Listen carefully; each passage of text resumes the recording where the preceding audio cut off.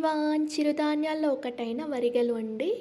ఈ వరిగలు అయితే ఇంగ్లీష్‌లో వీటిని ప్రోసో మిల్లెట్స్ అంటారండి. వీటిని 3, 4 టైమ్స్ అయితే నీట్‌గా వాష్ చేసుకోవాలండి. ఇలా వాష్ చేసుకొని ఇందులో వాటర్ పోసి ఓవర్ నైట్ అయితే సోక్ చేసుకోవాలండి. నేనైతే నెక్స్ట్ డే మార్నింగ్ దీన్ని కిచిడీలాగా చేసుకుంటున్నానండి. ఇది చాలా హెల్తీ బ్రేక్‌ఫాస్ట్ అనొచ్చు. డిన్నర్‌లోకి కూడా చేసుకోవచ్చండి. మనకి లంచ్‌లోకి కూడా చేసుకోవచ్చండి. ఇప్పుడైతే ముందుగా మనం స్టవ్ పైన కుక్కర్ గిన్నె పెట్టి అందులో ఒక చిన్న గ్లాస్ పెసరపప్పు ఇలా వేసి వేయించుకోవాలండి. ఈ వరిగలు అయితే చాలా మంచివండి హెల్త్‌కి. ఇందులో అయితే అధిక ఫైబర్ ఉంటుందండి. ఇంకా కొలెస్ట్రాల్‌ని కూడా తగ్గిస్తుందండి. ఇంకా మనకి డైజెషన్ కూడా అవుతుందండి. చాలా హెల్తీ ఫుడ్ అని చెప్పొచ్చండి.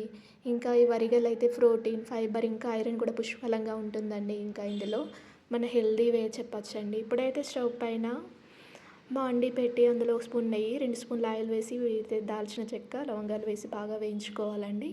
ఇలా వేయించుకున్నాక ముందుగా మనం కట్ చేసిన పచ్చిమిర్చి కూడా వేసుకోవాలండి. ఇలా వేసుకున్నాక క్యారెట్ ఇవన్నీ వేయించుకోవాలండి. ఇంకా మనకి ఇది వెయిట్ లాస్ కూడా చాలా హెల్ప్ అవుతుందండి.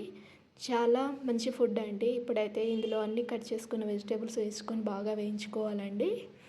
ఇలా వేయించుకున్నాక ఇందులో టమాటాలు కూడా వేసుకోవాలండి. ఇలా వేసుకొని బాగా కలుపుకోవాలి.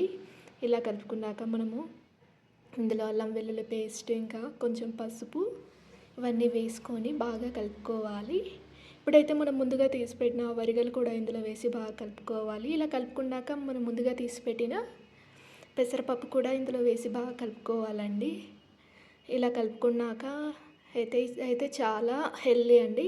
ఇప్పుడైతే ఒక స్పూను సాంబార్ పౌడర్ ఇంకా ధనియాల పొడి స్పూన్ తగినంత సాల్ట్ వేసుకొని ఒక 3 గ్లాస్ వాటర్ పోసుకొని కుక్కర్ మూత పెట్టేసుకోవాలండి. 3 విజిల్స్ తర్వాత చూడండి. ఆఫ్టర్ 3 విజిల్ తర్వాత ఆల్మోస్ట్ రెడీ అయినట్టేనండి. చూడండి మన వరిగల కిచిడి చాలా టేస్టీ.